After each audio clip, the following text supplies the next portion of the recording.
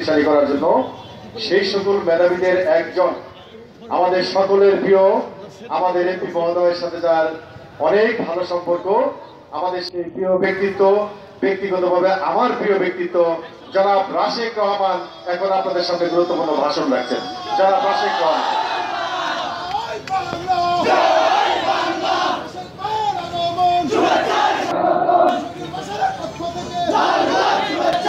আসসালামু আলাইকুম, আদাব ভাই, আমার এটা লাগবে না।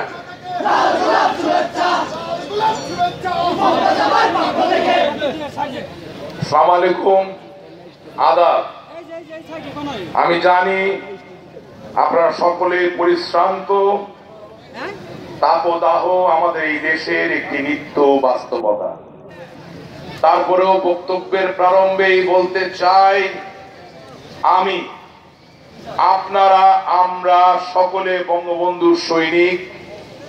জীবনে আমরা একটি বারই বাঁচব।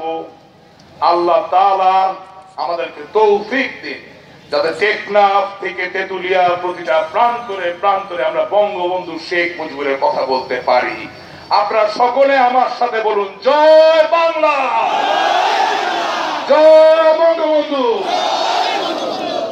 মাননীয় প্রধান অতিথি, গণপ্রজাতন্ত্রী বাংলাদেশ সরকারের স্বাস্থ্য প্রতিমন্ত্রী জনাব আলহাজ জাহেদ মালিক স্বপন এমপি, মাননীয় সভাপতি, প্রখ্যাত আন্তর্জাতিক সমাদৃত বেগম মমতাজ এমপি এবং বিশেষ অতিথি জনাব অ্যাডভোকেট গোলাম মহিউদ্দিন, সভাপতি মানিকগঞ্জ জেলা আওয়ামী লীগ, এবং জনাব অ্যাডভোকেট আব্দুল সালাম, সাধারণ সম্পাদক মানিকগঞ্জ জেলা আওয়ামী লীগ, ডক্টর আলী জিলকত আহমেদ আওয়ামী লীগ, প্রবীণ আওয়ামী লীগ নেতা, আপনাদের সকলের অনুমতি নিয়েই আমি আমার বক্তব্য শুরু করছি। আমার বক্তব্য সাধারণত একটু আনকনভেনশনাল হয়। একটু আগে আমার মুরব্বী, আমার নেতা জনাব অ্যাডভোকেট গোলাম মহিউদ্দিন আপনাদেরকে বললেন যে বিধি বহির্ভূত হলেও উনি বললেন একটু করতালি দেওয়ার জন্য। আমি আনকনভেনশনাল ইন দ্য সেন্স যে বঙ্গবন্ধু শেখ মুজিবুর রহমান আমাদের এই দেশ, সমাজ, জনপদের জন্য এমন এক অনন্য দৃষ্টান্ত, এমন এক অনন্য ঘটনা যে আমি তো মনে করি নতুন প্রজন্মের একজন হিসাবে আমার জীবনের সবচেয়ে শ্রেষ্ঠ ঘটনার নাম হচ্ছে বঙ্গবন্ধু। আর সেই ঘটনার নাম যখন উচ্চারণ আমরা করব, তখন কি কারণে আমরা করতালি দিব না? বঙ্গবন্ধুর নাম যতবার যেখানে উচ্চারিত হবে ততবার আমরা করতালি দিব। That should be our attitude. Bangabandhu প্রতিনিয়ত, প্রতিদিন, প্রতিক্ষণ আমাদের লোহিত কণিকা, শ্বেত কণিকা প্রতিটা আওতার সাথে মিশে থাকবে। সেটা আমরা সম্ভব করতে পারিনি বলেই 1975 সালের 15ই আগস্টে আমরা বাঙালি বঙ্গবন্ধু শেখ মুজিবুর রহমানকে রক্ষা করতে পারি। We need to celebrate Bangabandhu. বঙ্গবন্ধুকে উদযাপন করতে হবে প্রতিদিন, সেখানে আমাদের সত্যিকার শক্তি নিহিত। আমি বঙ্গবন্ধুকে নিয়ে আরো নিগুড় আলাপে যাওয়ার আগে আপনাদের সকলের বক্তব্য শুনছিলাম। মাননীয় প্রতিমন্ত্রী মহোদয় আলহাজ জাহেদ মালিক স্বপন এমপি, তিনি একটি দীর্ঘ সমৃদ্ধ রাজনৈতিক ধারাবাহিকতার অংশীদার। আমি সত্যিকার অর্থে তার সামনে দাঁড়িয়ে আজ বক্তব্য রাখতে পারছি, আমি নিজেকে সম্মানিত বোধ করছি। আপনারা বেগম মমতাজ এমপিকে পরিচয় করে দিলেন আন্তর্জাতিক খ্যাতি সম্পন্ন গায়িকা হিসাবে, কিন্তু ভাই, পৃথিবীতে অনেক নামকরা গায়ক গায়িকা আছে। মানিকগঞ্জের সবচেয়ে গর্বের ব্যাপার, মমতাজ এমপির দানশীলতা বাংলাদেশের টেকনাফ থেকে তেতুলিয়া প্রতিটা মানুষ জানে। আপনাদেরকে সেই কথা মনে রাখতে হবে। এই দেশে বহু নায়ক নায়িকা, গায়ক গায়িকা আসছে, কিন্তু ওই যে দরিদ্র ব্যক্তি, প্রান্তিক পর্যায়ের ব্যক্তি, তাদের জন্য উল্লেখযোগ্য তারা কিছুই করতে পারে নাই। বেগম মমতাজ এমপির সাথে পরিচয় হওয়ার অনেক আগের থেকেই আমি তার দানশীলতার সাথে পরিচিত। আমি আজকে আপনাদেরকে সাক্ষী রেখে বলতে চাই, আল্লাহ তাআলা তাকে দীর্ঘায়ু দেন, শত বছর তিনি বেঁচে থাকুক। তার দয়া, তার মায়া, মানুষের প্রতি ভালোবাসার মধ্য দিয়ে এবং অবশ্যই সর্বোপরি তার সঙ্গীতের মধ্যে দিয়ে। আজকে আমি সত্যিকার অর্থে আবেগে আপ্লুত এই কারণে, আপনারা জানেন বাংলাদেশ আওয়ামী লীগ একটি সুপ্রাচীন দল। এই দলে প্রবাহের অন্তরে প্রবাহ আছে, ইংরেজিতে যাকে বলে কারেন্ট, ক্রস কারেন্ট। নদীর উপর দিয়েও ঢেউ যায়, ভেতর দিয়েও ঢেউ আসে। এই দলে বহুদিন ধরে নতুন প্রজন্মের ছেলেমেয়েরা তাদের জায়গা করতে পারছিল না। আজকে আমি সম্মানিত আপ্লুত এই কারণে যে জনাব অ্যাডভোকেট গোলাম মহিউদ্দিন, সভাপতি মানিকগঞ্জ জেলা আওয়ামী লীগ, এবং জনাব অ্যাডভোকেট আব্দুল সালাম, সাধারণ সম্পাদক মানিকগঞ্জ জেলা আওয়ামী লীগ, গঠনতন্ত্র অনুযায়ী আমি তাদের অনুজ, অনেক অনুজ, তাদের কাছে শেখার অনেক কিছু আছে, জানার অনেক কিছু আছে। এই যে বেয়াদবি করে ওনাদের পরে আমি এখানে দাঁড়িয়ে আছি, এই অনুমতি যে তারা দিয়েছেন, এই যে হৃদয়ের উদারতা তারা প্রদর্শন করেছেন, তার মধ্য দিয়ে আমি বলতে চাই, আজকে যারা নতুন প্রজন্মের ভাই বোন তোমরা এখানে উপস্থিত আছো, এখানেই বাংলাদেশ আওয়ামী লীগের সামনে এগিয়ে যাওয়ার সম্ভাবনার আলো। ওনারা চান নতুন রক্তে সঞ্জীবিত হোক বাংলাদেশ আওয়ামী লীগ। আপনারা বলুন জয় বাংলা, জয় বঙ্গবন্ধু। আমরা অনেকেই মনে করি যে 1975 সালের 15 আগস্ট বঙ্গবন্ধু শেখ মুজিবুর রহমানকে হত্যা করার পিছনে পশ্চিমা পাকিস্তানের 22 পরিবার সামরিক জান্তা তাদেরকে পরাস্ত করার মধ্যে দিয়ে একটি স্বাধীন দেশ আমরা পেয়েছি বলে আন্তর্জাতিক ক্ষেত্রে পাকিস্তান আর আভ্যন্তরীণ ক্ষেত্রে বিপদগামী কিছু সৈনিক এবং স্বাধীনতা বিরোধী কিছু মুখ জোড়ার চক্রান্তের কাছে তাকে প্রাণ দিতে হয়েছে। ভাই, আজকে ওনাকে নিয়ে আলোচনা করতে হয়, ওনার বিশালতার কারণে ওনাকে প্রাণ দিতে হয়েছে। আমি এক্সপ্লেইন করব। আপনারা সবাই জানেন এই পৃথিবীতে দুটি বড় বিশ্বযুদ্ধ হয়েছে, একটি প্রথম মহাবিশ্বযুদ্ধ, একটি দ্বিতীয় মহাবিশ্বযুদ্ধ। প্রথম বিশ্বযুদ্ধ চলাকালীন সময় 100 বছরে একটু আগ সময় 1914 সালে ইংরেজ একজন ব্যক্তি মিস্টার সাইক্স, ফরাসি একজন ব্যক্তি মিস্টার পিকো, তারা দুজন, তাদের উপর দায়িত্ব দেওয়া হলো এই প্রথম বিশ্বযুদ্ধে জার্মান যে পরাশক্তি তাকে কিভাবে পরাজিত করা যায়। পৃথিবীর সাদা মানুষ, শ্বেতাঙ্গরা সমস্ত জীবন আমাদের ভাগ্য নিয়ন্ত্রণ করার যে চেষ্টা করত, সেই স্কুল অফ থট বা সেই ধী গোষ্ঠীর দুইজন প্রতিনিধি মিস্টার সাইক্স, মিস্টার পিকো, তারা ওই যে ওয়ার্ল্ড ব্যাংক আমাদেরকে প্রেসক্রিপশন দিত, ওইরকম তারা একটা প্রেসক্রিপশন দিছিল। সেই প্রেসক্রিপশনের নাম হচ্ছে সাইক্স পিকো এগ্রিমেন্ট। 1914 থেকে 1918 সালে সেনাবাহিনীর একজন লেফটেন্যান্ট টি.ই. লরেন্সকে তারা আরব দেশে পাঠাইয়া দিল, মিডল ইস্টে পাঠাইয়া দিল, মধ্যপ্রাচ্যে পাঠাইয়া দিল। কেন? ওই টি.ই. লরেন্স গিয়া বলল, সব বিচ্ছিন্ন এক একটা বেদুইন গোত্রকে বলল, তোমরা যদি আমাদেরকে সহযোগিতা করো, তোমাদের সহযোগিতা নিয়ে যদি অটোমান এম্পায়ার এবং জার্মান বাহিনীকে আমরা হারাইতে পারি, তাইলে তোমাদেরকে আমরা শাসন করতে দিব। তোমরা তোমাদের মনের ইচ্ছা মতো আরব দেশ শাসন করবা, তোমাদের কৃষ্টি, তোমাদের সংস্কৃতি, তোমাদের কালচার, তোমাদের বিশ্বাস অনুযায়ী এই দেশগুলা চলবে। ওই যে 20 ওই যে নীল নকশা, তারে অনুসরণ কইরা 1947 সালে লর্ড মাউন্টব্যাটেন রেডক্লিফ লাইন এই উপমহাদেশে ধর্ম সাম্প্রদায়িকতার বীজ বপন কইরা। আমাদেরকে সত্যিকার চক্রান্ত কথাকে বুঝতে হবে। সাদা চামড়া কোনদিন চায় না কৃষ্ণাঙ্গ অথবা আমাদের মতো চামড়ার অধিকারী মানুষরা নিজের ভাগ্য নিজেরা নিয়ন্ত্রণ করবে। ওই চক্রান্তই হতবাক হয়ে গেছে যে এত চক্রান্ত করে পাকিস্তান নামক একটা অ্যানার্কি, একটা বীজ বপন করে দিলাম, যেখানে হিন্দু মুসলমানের সবসময় যুদ্ধ করার কথা। সেখানে বঙ্গবন্ধু শেখ মুজিবুর রহমান টেকনাফ থেকে তেতুলিয়া প্রান্তরে প্রান্তরে ঘুরে মানুষের ভিতরে বিশ্বাস জন্মাতে সক্ষম হলেন যে আমরা পারি একটি অসাম্প্রদায়িক রাষ্ট্র গঠন করতে, আমরা পারি একটি সমাজতান্ত্রিক রাষ্ট্র গঠন করতে, আমরা পারি একটি গণতান্ত্রিক রাষ্ট্র গঠন করতে, আমরা পারি এমন একটি দেশ আনতে যেই দেশের প্রতিটি স্তরে ন্যায় বিচার বিরাজমান। এই কাজটি দুরূহ ছিল। কেন? 1000 বছর ধরে বাঙালি জাতি নতুন কোন জাত নয়। আমরা বাঙাল, আমরা প্রাকৃত ভাষায় কথা বলতাম। আমাদেরকে পালরা শাসন করেছে, সেনরা করেছে, গুপ্তরা করেছে। আবার একই সাথে ইখতিয়ারউদ্দিন, বখতিয়ার খলজি, সিরাজউদ্দৌলা ইংরেজ, পাকিস্তানিরা করেছে। প্রশ্ন থাকে, তারা কি আমাদের জন্য আমাদেরকে শাসন করেছে? সত্যিকার অর্থে প্রজাতন্ত্রের প্রজা, নাগরিক, বাঙালি জাতিসত্তার একজন অংশীদার। আমাদের যেই পরিমাণ ক্ষমতায়ন হওয়ার কথা ছিল, আমাদের যেই পরিমাণ শিক্ষা দীক্ষা এগিয়ে যাওয়ার কথা ছিল, ওই শাসক গোষ্ঠী কোনোদিন তা আমাদেরকে দেয় নাই।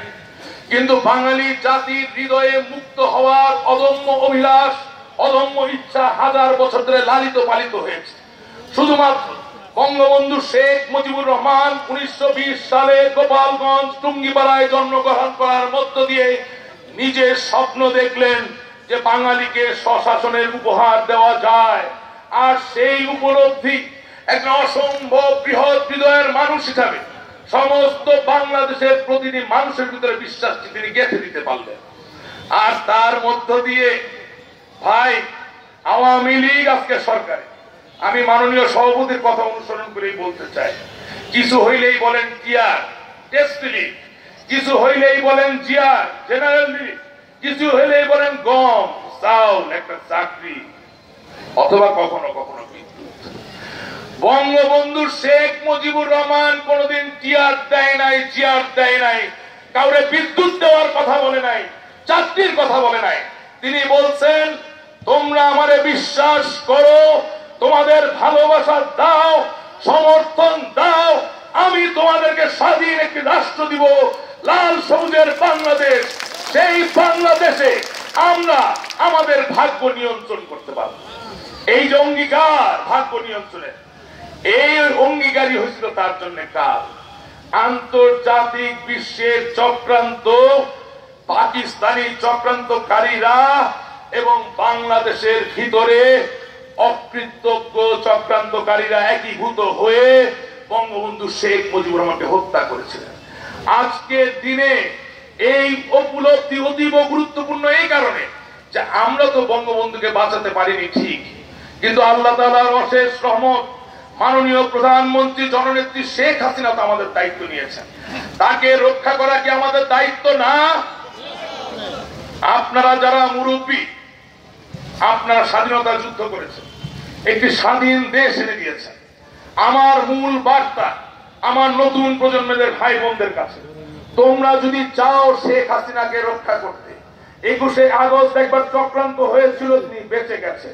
তোমরা যদি চাও অবারিত ধারায় জননেত্রী শেখ হাসিনা 2041 সাল পর্যন্ত এই দেশকে উন্নত দেশে রূপান্তরিত করবেন এবং আমাদের অনাগত ভবিষ্যৎ বঙ্গবন্ধুর দরিদ্র সজীব পদের জয় এই দেশের হাল ধরবেন, তাহলে তোমাদেরকে সত্যিকার অর্থে ভালোভাবে পড়ালেখা করতে হবে এবং তার মধ্য দিয়ে শুধুমাত্র প্রতিযোগিতায় তোমরা অংশগ্রহণ করতে পারবে এবং সত্যিকার যে চক্রান্ত তা উপলব্ধি করতে পারবে।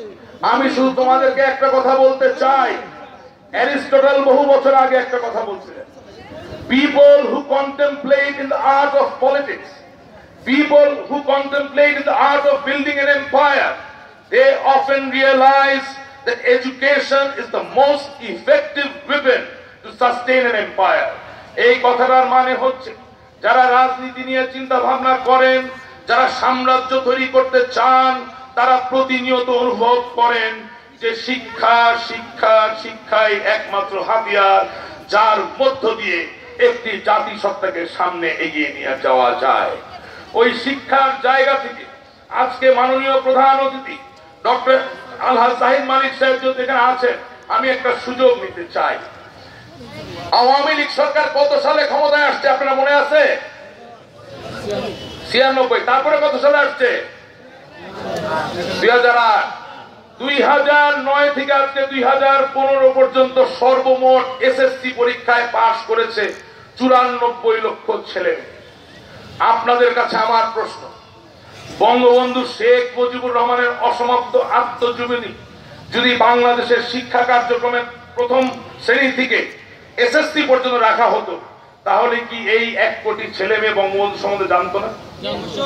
মনে প্রশ্ন জাগে, এই কাজটি হলো না কেন? এই বই তো লেখা, মাননীয় প্রতিমন্ত্রী আমরা জানি আপনি মাননীয় প্রধানমন্ত্রী ঘনিষ্ঠ, আপনি তাকে প্রস্তাবনা দিবেন। অতি সত্য জনসভা দিয়ে 1000-2000 লোককে বঙ্গবন্ধুর কথা বলা যাবে, কিন্তু আনুষ্ঠানিকভাবে প্রাতিষ্ঠানিকভাবে 37 বছর ধরে স্বাধীনতা বিরোধী শক্তি যেভাবে আমাদের স্বাধীনতা ইতিহাস ঘুরিয়ে দিয়েছে, এর বিরুদ্ধচারণ করতে হলে সফলভাবে আমাদের অনেক ইমিডিয়েট বেসিস বঙ্গবন্ধু শেখ মুজিবুর রহমানের অসমাপ্ত আত্মজীবনী আমাদের শিক্ষাক্রমে ঢুকাতে হবে। পাশাপাশি যেহেতু আপনাদের গর্ব মমতাজ বেগম, ওনাকে উদ্দেশ্য করে একটা কথা বলতে চাই। উনি গান লেখেন, সুর করেন, গান গান। বঙ্গবন্ধুর অসমাপ্ত আত্মজীবনীতে যত ঘটনা আছে, যেই ঘটনাগুলোর মধ্য দিয়ে বঙ্গবন্ধুর মহানুভবতা প্রকাশিত হয়, মাননীয় সাংসদ আপনি গান বানান, 1000 বছর আপনার নাম মানুষের মাঝে থেকে যাবে। শুধুমাত্র বঙ্গবন্ধুর ঘটনাগুলোকে আপনি গান হিসেবে প্রকাশিত করুন, 1000 বছর থেকে যাবে। না, এটা করেছেন বঙ্গবন্ধু, উনি প্রশংসা করেন। আমি বলছি প্রতিটি ছোট ছোট ঘটনা নিয়ে পালা আকারে করা যায়। তো যাই হোক, আমার ধারণা সময় খুব একটা বেশি নাই, মাগরিবের সময় চলে এসছে। আমি আমার বক্তব্য খুব দীর্ঘায়িত করতে চাই না। আর কোনোদিন যদি আপনাদের মাঝে আসার সুযোগ হয় অবশ্যই আসবো, অনেক বেশি সময় নিয়ে কথা হবে। আপনারা ধৈর্য সহকারে আমার কথা শুনেছেন, এর জন্য সত্যিকার অর্থে আমি কৃতজ্ঞ। সবশেষে একটা কথা বলতে চাই, আমরা আওয়ামী লীগের সহ সম্পাদক কিনা সেটা বড় কথা না, কোনো পদে আছি কিনা সেটা বড় কথা না। আমরা দৃঢ়ভাবে বিশ্বাস করি, আমরা কৃষক হই, শ্রমিক হই, ব্যবসায়ী হই, রাজনীতিবিদ হই, এমপি হই বা মন্ত্রী হই, আমরা এক স্বাধীন বাংলাদেশেরই কৃষক, শ্রমিক, ব্যবসায়ী, রাজনীতিবিদ, এমপি, প্রতিমন্ত্রী। আমরা কোনো পরাধীন রাষ্ট্রের অংশ নই। এটাই আমাদের গর্ব, এটাই আমাদের সুখ। এই সার্বভৌমত্বকে আমরা ধরে রাখতে চাই। আর এর ধারাবাহিকতায় বলতে চাই, নেপোলিয়ান বোনেপার্ট যখন জীবনের প্রথম যুদ্ধে গেলেন, তিনি তার সৈন্যবাহিনীর দিকে তাকিয়ে বলেছিলেন, if I move forward follow me. আমি যদি সামনে আগাই তোমরা আমাকে অনুসরণ করো। If I retreat kill me. আমি যদি পেছপা হই আমাকে তোমরা হত্যা করো। And if I am killed by them, then avenge. অর্থাৎ শত্রু যদি আমাকে হত্যা করে তাহলে তোমরা প্রতিশোধ নাও। মাননীয় প্রধানমন্ত্রী বঙ্গবন্ধু কন্যা বাংলাদেশ আওয়ামী লীগের সভানেত্রী জননেত্রী শেখ হাসিনা দৃঢ় সংকল্পের সাথে এগিয়ে যাচ্ছেন। তিনি পিছপা হবেন না। আমরা তাকে অনুসরণ করব এবং সত্যিকার বিজয় নিশ্চিত করব ইনশাআল্লাহ। আপনারা সকলে বলুন, জয় বাংলা, জয় বঙ্গবন্ধু। আর সব শেষে সজীব পদে জয় ভাই আসবে। জয়ের নাম উচ্চারণ করতে চাই বঙ্গবন্ধুর ধারাবাহিকতা 100 বছর টিকিয়ে রাখার জন্য। সেই জায়গা থেকে শ্বেতাঙ্গ আর কৃষ্ণাঙ্গের বৈপরীত্য দূর করা যেই নেতা মার্টিন লুথার কিং অসহায় কৃষ্ণাঙ্গের সামনে দাঁড়িয়ে যখন সাহস দিতেন, তখন তিনি বলতেন, আমি আবারও কনভেনশন ব্রেক করছি, বহিষ্কৃত হয়ে যেতে পারি, but I do not care. সত্য বলার সময় সত্য বলতে হবে, শক্তির জায়গায় শক্তি দেখাতে হবে, উজ্জীবনের জায়গায় উজ্জীবন থাকতে হবে। মার্টিন লুথার কিং বলতেন, আমরা করব জয়। এই গানটাকে আপনারা শুনছেন? আমাদের জয় ভাইয়ের না। আমরা করব জয়, আমরা করব জয় একদিন, ও বুকের গভীরে আমরা জানি আমরা করব জয় একদিন। আপনার গান, আমরা করব জয়, আমরা করব জয়, আমরা করব জয় একদিন, ও বুকের গভীরে আমরা জানি আমরা করব জয় একদিন। আপনাদের সকলকে ধন্যবাদ। জয় বাংলা, জয় বঙ্গবন্ধু। সম্মানিত প্রধান আলোচকের তথ্য সমৃদ্ধ জ্ঞান গর্ভ আলোচনা শুনলাম। আমাদের উপজেলা আওয়ামী লীগের পক্ষ থেকে আপনাকে সংগ্রামে অভিনন্দন এবং শুভেচ্ছা। বারবার আমাদের মাঝে আপনি আসবেন। এরপর